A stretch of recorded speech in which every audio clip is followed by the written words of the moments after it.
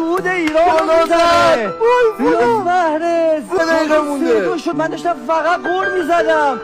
1 دقیقه مونده. چجوری گل زد؟ مجید باورم نمیشه. وای مگه میشه؟ قلبم داره میاد تو دهنم دیگه، باورم نمیشه. با این گل ایران به دور بعدی جام جهانی صعود میکنه و روز جمعه 6:30 صبح باید با سوئیس بازی بکنیم و چی از این بهتر؟ 1 دقیقه بگذره. وای تموم شد دیگه. او کشیدن سانتی که میاد روی آه خدا، خطرناکه. توپ رفت تو گل.